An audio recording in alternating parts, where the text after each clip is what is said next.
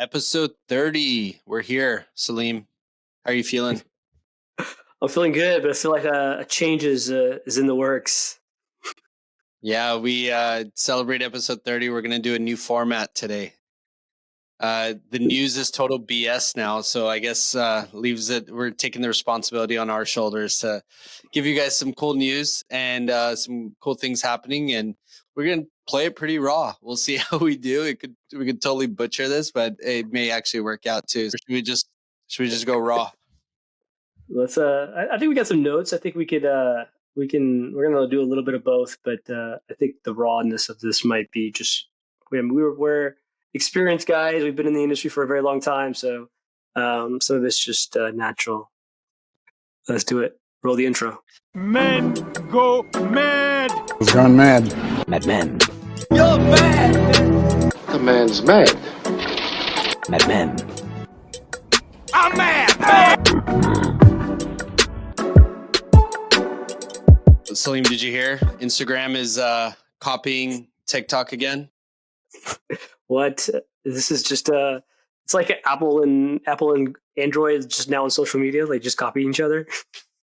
Yeah, it's just back and forth. So Instagram is introducing these things called nighttime nudges. And no, it sounds kind of dirty, but it's not. This is like it's Instagram's way of getting teens off their phones at night. TikTok kind of pioneered this when they first started. They would have those videos that if you scroll for too long, where it tell you to stop and turn the app off and everything. But now Instagram is trying to do that. So they kind of posted this in their in a blog post. They said sleep is important, particularly for young people. And so this really comes because a lot of federal regulators have started saying that this is really damaging to children's mental health and everything. What do you think? You think this is going to be a good thing for Instagram or what? Look, I think it's a good idea to help us control our social media input, right? I think it's half of teens spend, I think the last Gallup survey showed half the teens spend 3 to 4 hours a day on social media. Now, we're going to talk a little bit about a different story a little bit later, but that's influencing people a lot just by the nature of what it does, right? Showing off people, showing off things, showing off different aspects of marketing. Now, look, as a marketer in a marketing company, you want those eyes. But I think what Instagram is doing is something that's going to help in the right direction of mindset and maybe a little ease of this anxiety, stress that's happening in the market. Yeah, I think so too. I think this is kind of important. It's good that they're doing it on their own. The long-term effects we'll find out later on phone usage. I heard something recently. Gen Z and millennials are aging a lot faster, and they're saying it's because of screen use and things like that. That it's deteriorating our brain functionality much faster than it has in any other generation. Now, I don't know how that's trackable, but it sounds scary and makes you think that maybe this could be a good thing. We talked about it last week. Opal. I don't know how many people actually download it after we talked about it, but I've been still going strong for another week, and it's really helpful. Highly recommend using Opal if you haven't, but I think this is good. I'm sure. I think Snapchat already does this, or maybe they will. I've limited social media so much. I've got two. I've got Instagram, and I've got TikTok, LinkedIn, of course. I guess I have 3. I keep going off and on of X. Sometimes I'll tweet something. I feel like I have to be there. But then it's just too much. I can't manage all these platforms. So I don't have Snap. I don't really have Facebook. I have Facebook as an existence, but I don't do anything on it. I don't be that guy that says, "Hey, do you have Snap?" 37-year-old guy asking if you have a Snapchat. I'm not going to be that guy. So did you hear somebody broke out and said, "Hey, Tiger Woods' is new name." So Tiger Woods, if people don't know, Tiger Woods and Nike's separated ways recently, and everybody's been trying to figure out who he's going to and what it's going to be called and how things are going to happen. And a little rumor from a USPTO filings for TaylorMade suggests that TaylorMade is the winner for Tiger Woods' new brand, and they've got this little red tiger as the logo. and it's called Sunday Red. Again, not official news, guys, but the trend is definitely talking about this. So, what are your thoughts on the brand? What are your thoughts on the name, the idea behind this? What do you think? I saw the logo. I hope this is a joke. This looks like total crap. I mean, you'd think that $1 billion golfer would come up with a better logo than this. It does look like it could be applied to Tiger. And Sunday Red, of course, could allude to him wearing red on the closing day of every tournament. It seems like it could be a thing, but man, golf is hot right now. Golf, I mean, there's so many up and coming brands right now. Like if you look at what Mizzen and Main was able to do, Travis Matthew, like those are some of the dad brands. But then you have like this really young Gen Z golf crowd that's sparking up right now. And like, there's some really fun brands like Sunday Swagger, all sorts of brands that are doing a lot of cool golf apparel, hats, not necessarily equipment yet, but you see a lot of apparel and hats popping up. Have you seen those guys on TikTok, Country Club Adjacent? Um, No. it's just like total debauchery. Like these guys are like make fun of golfers while they're in their backswing. Like they even interview or they make fun of Donald Trump while he's playing golf, and they're huge Donald Trump fans. But like Donald Trump shakes their hand afterwards, and so it's really nicely done. But but I think there's just this like this kind of edginess coming to golf. Like it's not grandfather sport anymore. It's you can act like a total asshole playing golf now. And used to just act stuck up. Now you just get drunk. And Two Turn Tony and all these guys have made it okay. So now we're in that phase of golf. So it'd be interesting to see how Sunday Red does if he takes it more of the grandfather's golf way. Hopefully he tries to disrupt something and do something different. Here's what I like about it. Right? So I think like the name Sunday Red, the logo itself, none of it says Tiger Woods without saying Tiger Woods. Like everybody kind of knows it's Tiger Woods, but it's really not Tiger Woods. Like it's not. You don't see the TW anywhere. You don't see the increments of his names in the thing. You just know that it's Tiger Woods. And the reason why I love that is that look, Tiger Woods is probably near the end of his career. He's maybe a couple more championships left. But this allows TaylorMade to use that brand as an endorsement. Like think of it as a Jordan brand, right? Like, hey, you're endorsed by Sunday Red now, right? Like it lets Tiger Woods become the Jordan brand of golf, which there technically isn't one, right? So that's why I love it. Jordan is using Michael Jordan's name. Like, why couldn't they just do,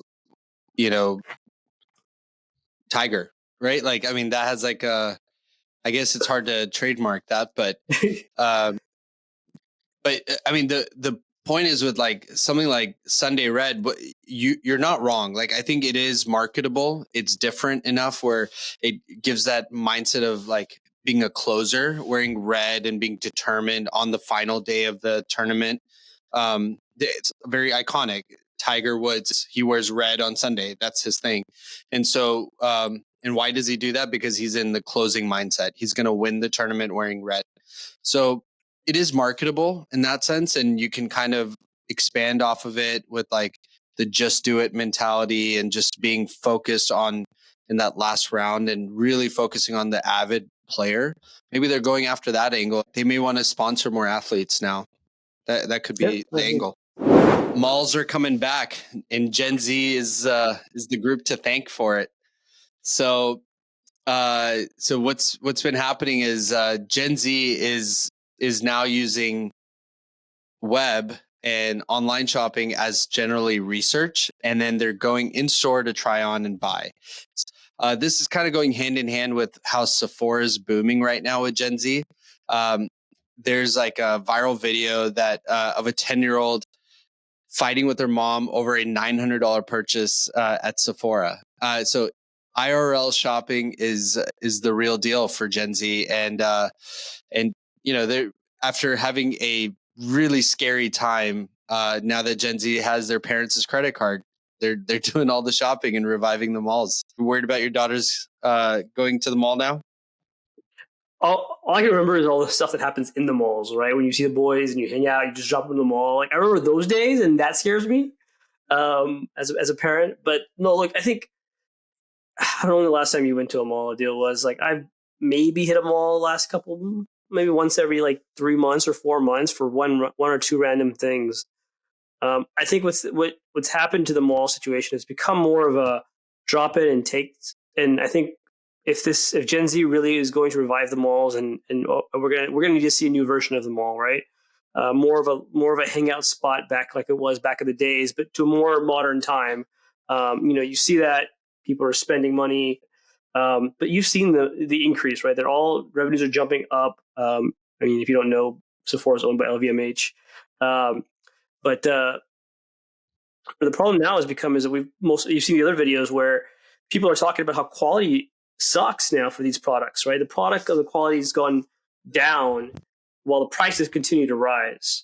So now that these guys are going back in store, I think people are going to realize that, hey, they can't just fake it online and assume that nobody's going to return the product because the quality is worn out. Now I think they're going to go into stores and touch and feel these products and say, hey, look, does it meet my standards of what I'm paying? Or should I now look at other brands, which now goes back to the idea of old store marketing where, hey, am I doing in-store marketing? Am I doing big banners and sign to make sure that people see my brand within it? So I think it's definitely a good vibe. I like the idea of going back into the stores. I think the mall's going to change a little bit. It's got to change. So Authentic Brands or whoever owns some own malls now needs to refresh themselves a little bit. But I think it's a good thing. So you're telling me that these guys who stop you and try to sell you hair straighteners in the mall, they're probably killing it right now with all the increased traffic. They should. You know what I'm talking about, right? Like those Yeah, those guys, they're like, and they're all like Israeli. They're all Israeli, and they all sell hair straighteners, or they sell some like foundation or something, and they are the best sales reps I've ever seen in my life. Like often, I feel like I should hire them. These guys stand at these kiosks all day, and they will stop you and say, "Hey, can I show you something on your skin or this?" Or that. Obviously, no one stops me for hair straightener, but hair growth, everything else, hair growth. There's this whole Stream Wars still. I feel like there's a refresh of the Stream Wars happening. I don't know what you think, Adil, but like Peacock paid $100 million for the rights of the Kansas City game. I don't know if that was the rights for Kansas City or if it was the rights to see Taylor Swift on TV. That's debatable. But like, is this a new version of streaming, or is the TV numbers still killing it? I mean, I think they had a huge number of people show up. It's probably, I think it was the largest streamed sporting event in of our times.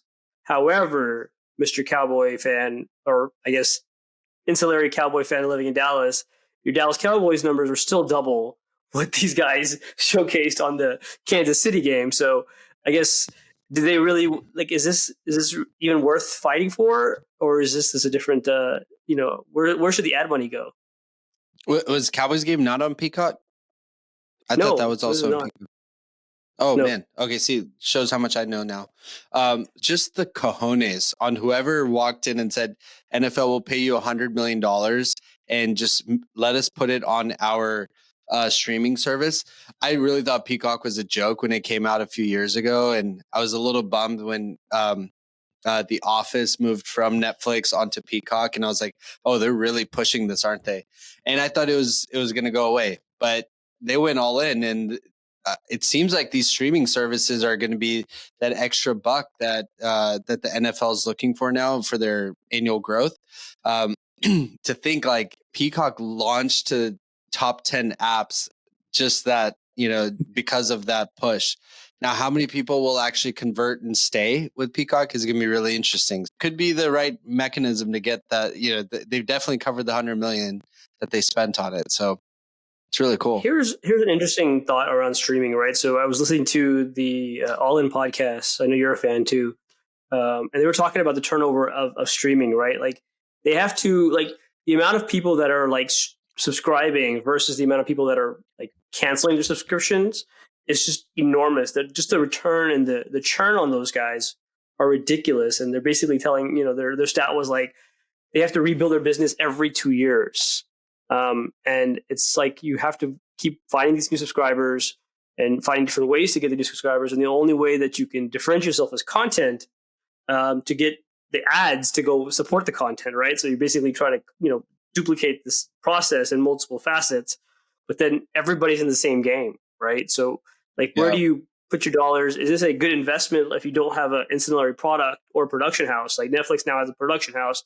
They're killing streaming, and Disney has a production house, and Apple probably doesn't even give a shit if they produce any Apple TV stuff. They just want to, they just want to be able to sell more stuff of their stuff so they can stream it, right? Apple TV, actual boxes, and in their phone. So it's an interesting model. I don't know where advertisers sit today on these platforms. Well, I mean, how many streaming services are you on now? Let's see. I probably have. I just canceled Max because I wasn't using it anymore. I saw Barbie and I was done with it. I might bring it back when House of Dragons comes back. But I think I've got 3. One of them is like Prime Video is included. Prime Video is included. It's a Prime subscription. Mhm. I've got Netflix, Prime, and then I've got Disney Plus. That's it.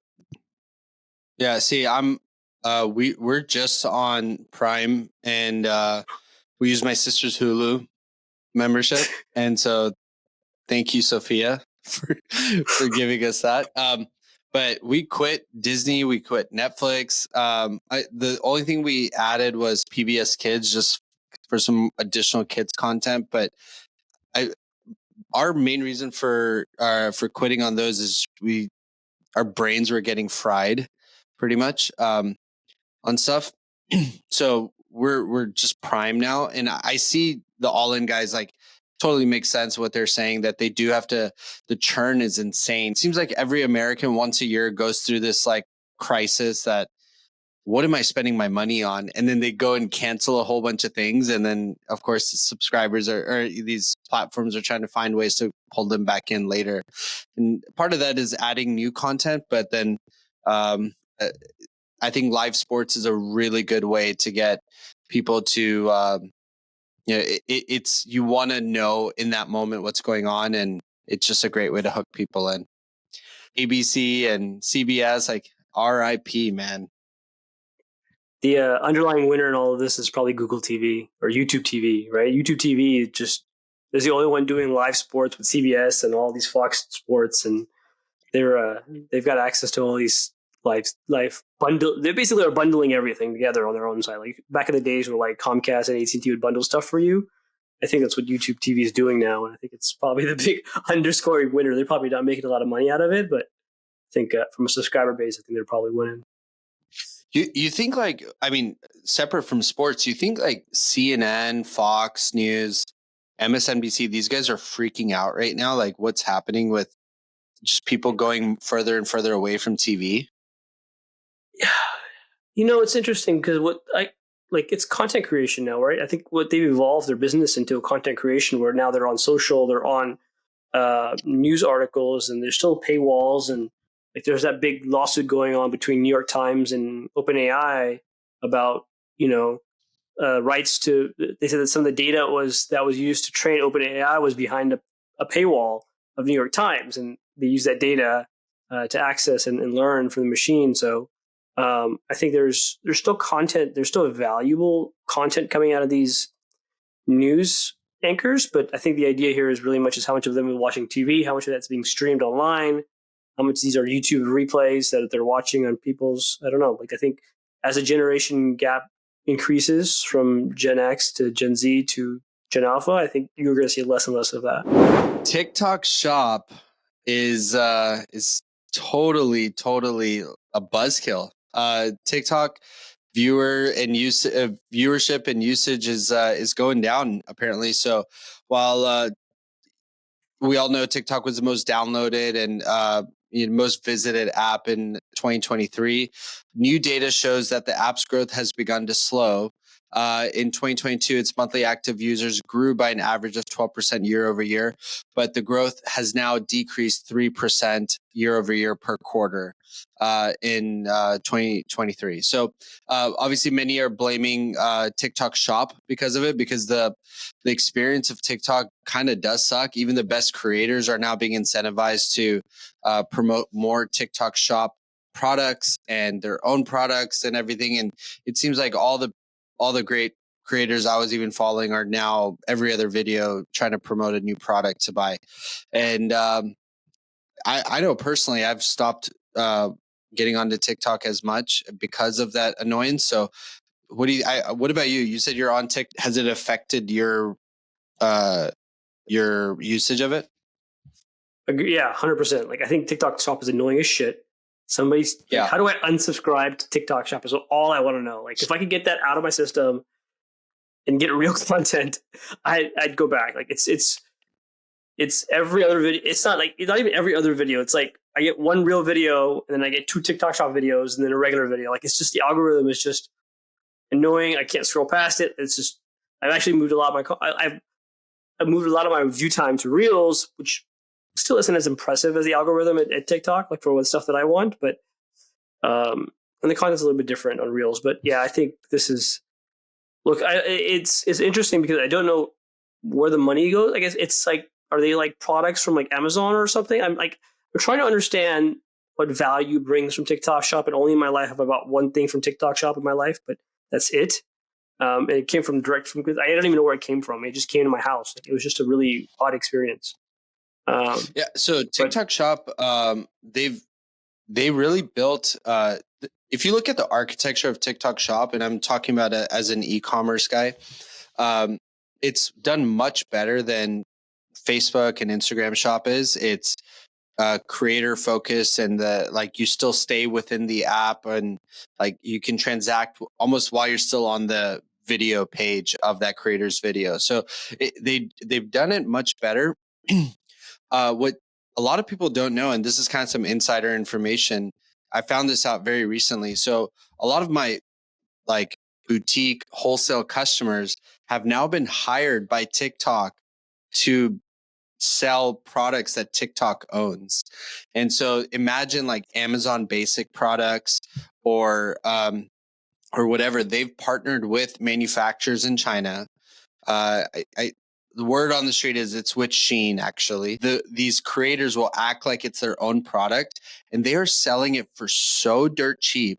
I mean, things that I can't even buy it for, they're now selling it D2C at that price. And TikTok is doing all the fulfillment behind the scenes, or Shein is, or someone. But these creators are acting like it's their product, and it's on their pages, and they're doing these live selling shows and everything.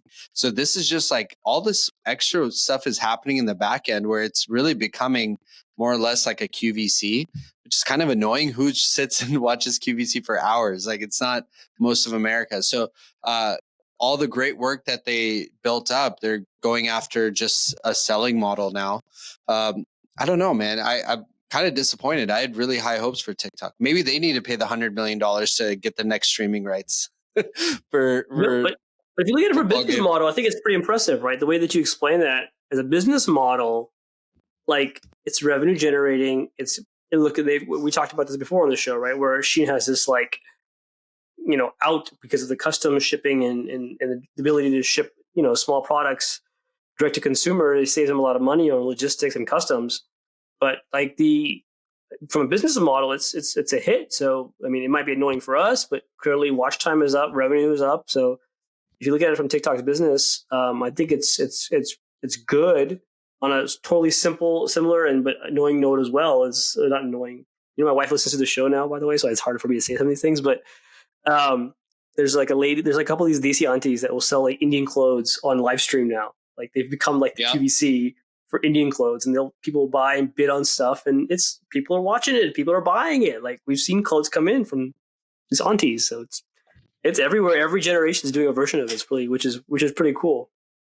Yeah, I mean, and we've been doing live selling at my business for like 6 years, and through Facebook groups, and we're going to be doing TikTok lives pretty soon here too. But TikTok Shop is kind of sells itself. Like the good thing is about their algorithm is that it does still push older videos. It's not chronological, and so some of our old videos will still get shared, or they'll still trigger some sales for us, that products that we posted a long time ago, and here and there, a few sizes that are left over will still sell because someone else just watched the video from 6 months ago. So, Dil, let me tell you about this really cool AI tool that I just found. you can since you're an e-commerce guy, you can go fire a web developer, or maybe don't say that out loud. I guess you don't want to get in trouble, but AI is generating websites now. I found this company called 10Web, and there's probably like 10 different versions of it. So we were testing some models, and literally you could just tell it what you want, and it builds your website for you. Like, hey, here's the theme, here's how I want the landing page to be, here's the color scheme, here's the copy, here's the graphic. Like you basically say, hey, let's call it a tech company that sells cell phones, tech company that sells voice systems. Tell it, it'll generate the graphic, it'll generate the images, it'll generate everything for you within like 10 minutes. Like this is the new age for marketers. So like stuff like Unbounce and all the other stuff that you would do for testing models, this is probably what we're going to start using next is stuff like this that'll help us build landing pages real quickly on whatever we need. I love their call to action. Their button just says generate your website. It doesn't even say like start creating like WordPress does, or, start building, because that seems like work. Generate your website means, hey, yeah, we'll make something for you in seconds. And they'll do a WordPress website. They'll do a WooCommerce website. Wow. This is amazing. You could there's a feature in there where, like, if I saw your website and I liked your website, I can take the URL, copy it into their website, and they will build a site that looks exactly like it. This is so sad, man. Oh my gosh. It's the new age for marketers, man. It's gonna be awesome. I gotta send a breakup message to my web developer now. Hey, it's been nice knowing you. It's not you, it's me. This is really cool. 10web.io. Really cool. Yeah, so everyone should probably know, Salim and I were getting kind of bored the last couple of weeks just doing duds and studs. So we're like, let's change it up. And he mentioned it earlier. We're both fans of All In, and we just love the rawness of it and the conversation of it. So we decided to play with it. And we'll probably still do duds and studs and brands to watch. And I think we were also talking about doing some more deep dives. Samir is also kind of like the guru with a lot of these things. And so he owes us a deep dive when he comes back. Yeah, absolutely. I did a poll on LinkedIn as well. I'll do it on social as well to get ideas of what they want to hear, what they want to see. So guys, if you don't comment on these videos or Spotify's or whatever podcast, wherever you listen to this, but social media, find us, leave us a comment, tell us what you want. We'll try it out. And if you want us to interview someone, let us know. We'll go after them. We'll get AI to send them a few messages. Yeah. All right. Stay fabulous, guys. Ciao. Men go mad. He's gone mad. Madmen. You're mad. The man's mad. Madmen. I'm mad.